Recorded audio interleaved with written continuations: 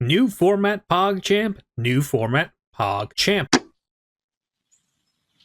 That's right, ladies and gentlemen, boys and girls, everyone in between, Jason. We have a brand new format upon us with the release of brand new cards and a brand new ban list. There have been a bunch of movers and shakers up and down the ladder, as well as some new additions. So now that the ranks have reset and everyone is looking to climb back to King of Games once again, I figured I should take this time to let you know what you should be playing or what you should be worried about. So like usual, our tier list isn't just a simple A, B, C, D, S tier kind of tier list. No, instead we go from what's top tier, what's good on ladder. Good on ladder basically just means you could definitely hit King of Games with this. It's just going to be a little bit more difficult. Has potential, which is for decks that are playable, but they are just missing something to push them over the top. Fun, this is for decks that are just fun to play. They kind of have like a brick wall ahead of them. You know, there is something that just hard limits them from hitting a higher ceiling, whether that's their skill being not too great or just the card pool not working out for them. It's a little similar to Has Potential, but the idea is you could play the fun decks now and still enjoy your time. And last but not least, our last category is Do Not Play, which quite simply means do not play these decks. All right? So to start us off, let's look at a deck that has fallen off, and that is Dark Galaxy. While I'm going to put it here in the good on ladder category, this deck has absolutely fallen off. It has been butchered for the sins of Chaos Galaxy, a deck I never even got to try.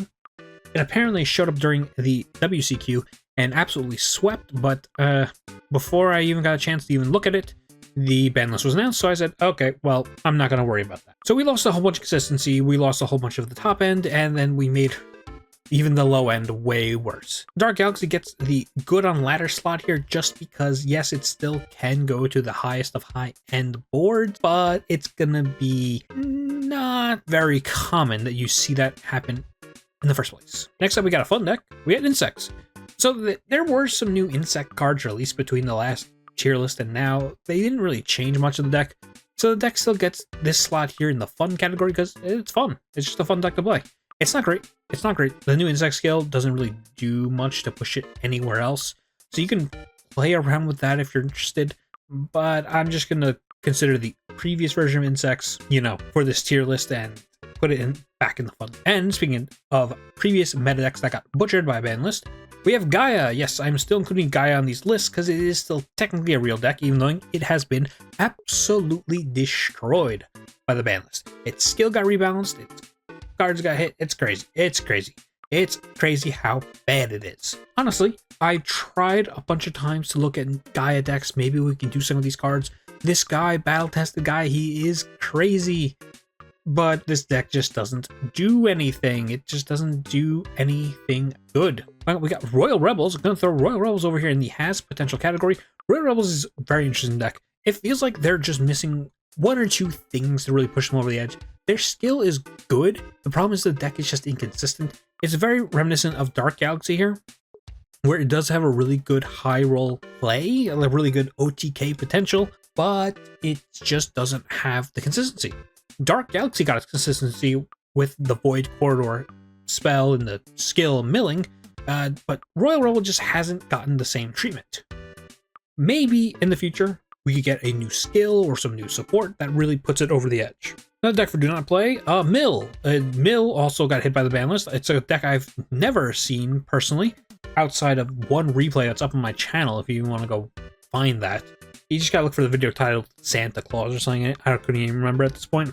But no, this deck, it wasn't a real deck. It was not a real deck that you have to be concerned about in any way, shape, or form. And if the concept of Mill interests you, don't play this deck. Got another fun deck here. We got Dark Magician. This is a deck I've always included in these lists just because I personally love the deck so much. And I think other people would love it too. It is just like another like kind of secret order kind of slop deck where you just throw a bunch of cards that either send things to the grave or reborn things with secret order. It's very simple. It's just really fun to pull off. I got 2 videos on my channel. The deck is virtually unchanged from back then, but if you want to check it out, go check it out. It's a fun deck. I like it. Another for the fun pile, we got Worms. Yeah, so Worms also got new support a while ago, and they were pretty damn strong cards, pretty good stuff. The unfortunate part about Worms is it just isn't quite there. It's not quite on the level with the other decks, so I can't really rate it too highly. But I do find the game very fun, so if that interests you, go ahead, check it out. Next up for Has Potential, we have Metarion. Metarion is very close. It's very close. So this is another deck that's just gotten slaughtered by different ban lists, mostly because it just found itself as a side engine in a lot of other decks. It's really just been missing out on like the actual Metarion support cards that released to push it over the edge. There are so many cards that just are not out for Metarion that would change the game if they got released. You can actually check out my physical Rush Duel card opening video. I think that was like 3 to 4 weeks ago, I want to say, where we actually opened up a whole bunch of these support cards that aren't released. Unfortunately, the video, the cards in the video are in Korean, but hey, there's really cool stuff out there. Following that, we have Light Galaxy. Light Galaxy is a deck that got a bunch of cool cards recently unlimited from the ban list, and it did get a couple changes here and there. I do think it's very fun, but not very competitive, so I can't really put it much higher than fun. It's just fun. Myriad Bear is my favorite card in the game. Next up, we got Baseball. I'm going to go ahead and put Baseball in Good and Ladder. This is a brand new deck, just came out. The Yuka event, as a recording, is actually still going on, so you can still unlock your cards for the Baseball deck. But I really like it. I think it's really cool. I was testing it all day. It's fun. It's really cool, but it's just not quite meta-defining. I wouldn't say it's top tier. Obviously not, because I'm not putting it in top tier. I can't really tell what it's missing. It has really good beaters, decent OTK potential. I think what's really holding it back is probably just it's probably just that the higher tier decks are just too high for it. Following, we got Psychics going in the Has Potential category. They recently got a Magical Miracle changed from Limit 3 to Limit 2, which is actually a pretty decent buff. It's a really interesting deck that's gotten slaughtered by ban lists in the past. And I would say it has potential now because there is a chance for new Psychic support to be released, and this deck might find its way up higher. I know a lot of people really dislike Psychics. Psychics were really the linchpin in one of the first really unpopular formats for Rush in Duel Links. So I would understand why people wouldn't be exactly too happy about seeing Psychics become good again. Next up, we got this little draw gas picture. This here represents aggro. I'm just going to put aggro actually down here and do not play. I don't think we're in a game state where you can just, windmill slam a draw gas or windmill slam an HG Golem and win a game. I think there's so much attack modulation in the best decks that just doesn't cut it anymore. So I would say just probably leave aggro in the past. And speaking of the past, a similar deck to aggro is Blue Eyes. I'm going to go ahead and put Blue Eyes in the Do Not Play category. It's not up yet, but I did a stream where I tried playing Blue Eyes on the rank ladder, and it went horrible. It was an awful experience. The deck is just not very good at anything. The skill is really bad, and the payoffs are just as awful. So I'd say do not play Blue Eyes. Do not be tricked by the fact that you only need to buy a couple structures. Do not play that deck. Now here's another older deck that actually got pretty good for ladder. That's Cybers. Cybers is actually really nice right now. The new tribute monster is really great. The fusion it got isn't really relevant at all. And honestly, just windmill slamming with Yggdrago does still sometimes do it. Yeah, it's much more addable now compared to how it was before, but Yggdrago backed up with some nice back row goes pretty hard right now, I gotta say. Another deck for the fun category, we got Joint Deck. Joint Deck got some really cool new support with the new skill and new boss monster, but it is still kind of lacking in some ways. I would honestly say that Joint Deck, Earth Machine, and Coin Tech, those decks are all kind of like similar and just fun. They're just fun decks. They're fun decks that could be a little anti-meta with the nice piercing they get or the board wiping, but it's not as consistent as the top decks or as the best decks, so I'm going to rate it pretty low. Now, our first selection for the top tier, we got the new high-tech Dregs.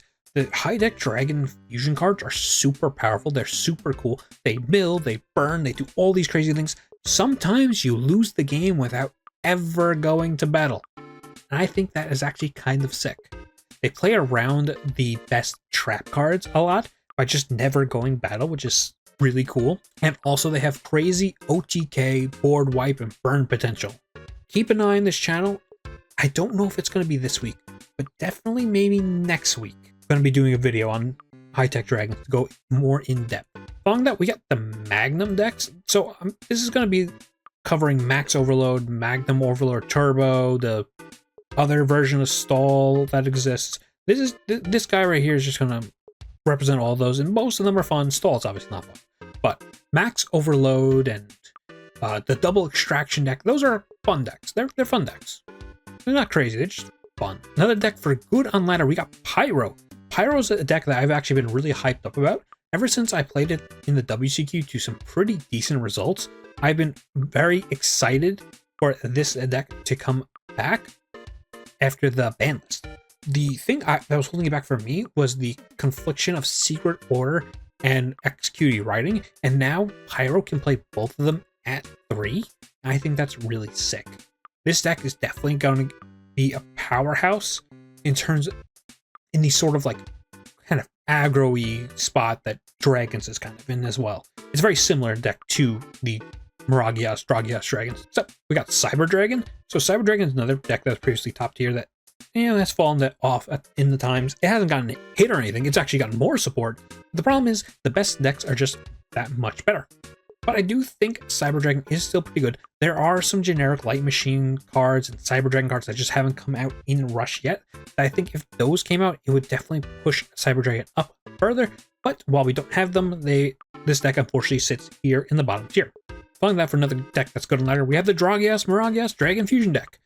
A lot of the same vibes I said for Pyro apply to the Dragon deck here. It's decently good, but the problem is after the skill rebalance, it's consistently took a massive hit, and it just can't really keep up over a longer game, where a lot of the top decks now have a pretty decent grind game. There is also the issue of the Dragons deck kind of losing to back row like Compulse and Negate Attack in a way that other decks don't, because after this deck gets stopped on its attack, it's pretty much dead to most of the other best decks after that. Speaking of best decks, we got Light Galaxy. Light Galaxy is still top tier. Light Galaxy is still great. It got a little slap on the wrist with the previous ban list, but it wasn't enough to change its placement. I personally think that Light Galaxy is probably going to be sticking around for a very long time. The Galactica Fusion guys are really strong. The loop is super strong. And then the fact that the skill just adds cards from outside your deck is just something, it's just a different power level. It's just a deck that has a skill on a different power level. Adding outside your deck is just broken. I'm sorry, it's just broken. The skill's broken, and until something happens about that skill, this deck is going to remain top tier. Speaking of top tier, we have the toppest of top tier. The best deck in the game, I personally think, is still Master Excel Road. So I'm going to go ahead and slap it down here in top tier. I'd honestly say this is another deck that is carried by having a really strong broken skill. I don't think the skill is as broken as the Light Galaxy skill. Personally, I think the strength with Master Excel Road is how many different value engines the deck gets to play. Things like the Mr. Alchemy engine can play things like Poly more effectively than the other decks. And overall, just having this very consistent strategy with a ceiling that's decently high and just a slightly lower than the Light Galaxy ceiling, but high enough where over the course of the game, the deck will definitely outvalue a deck like Light Galaxy, which is why I'm throwing it up here in the toppest of top tiers. And now in the opposite direction, let's go to the back to the bottoms. We got Sea Serpents. This deck sucks ass. As of recording, a video went up on the channel that is me playing Sea Serpents from the weekend, and I think that I had a very unpleasant experience. I think this deck is really bad, and I don't really know what they could print to fix it. I could go for much longer about this awful, awful deck, but I suggest you just watch my video and see how bad I felt. Now, Another deck that has potential in the scariest way possible, we have Harpies. Why do I say Harpies is scary? Well, it's not because of this max monster you see right here. It's because in Paper Rush, they were just recently in a tier 0 Harpy format. So I have to pay respects to this deck and say I am terrified of its existence. There is a slim chance that we get those cards anytime soon, but this deck will always be lingering in the potential section while those cards remain unreleased. To round out our fun section, we got Blaster's Inferno, a deck I absolutely love. It's very similar to Dark Magician, just being a secret order slop deck where you just spam secret orders to get big value guys. This one also just has searchable MSTs all over the place. Really cool, really fun. And being able to wipe the board with Dragonic Pressure is such a sick play. But the deck itself isn't too great, but I find it fun, so it gets included on my tier list. And finally, last but not least, we have one more deck for top tier, and that's Hero, baby. You bet your ass we got heroes here in the top tier. Hero is so good. Hero is so crazy. Definitely, the day after you're watching this video, there will be a guide on the Hero deck up on the channel. I promise you that. I love this deck. I love these cards. This is so sick. This is crazy. This deck actually can operate 2 slots on here. It can go here in top tier and here and has potential. Why? Because there are unreleased hero cards that could push this deck even further up the top. I absolutely love Hero. I think this deck is so cool. Honestly, of the decks here, this is probably my favorite deck to play right now in the game.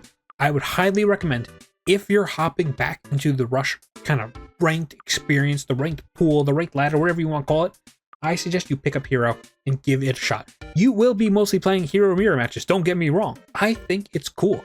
And if you're just playing Hero mirror matches, what better way to feel good about yourself than being the player that wins the mirror match? So you get that rush, you get that, the rush, no pun intended, of just being the dominant player. I think it's sick. And the inclusion of Shining Flare Wingman be actually super good in the deck. It's just something I love.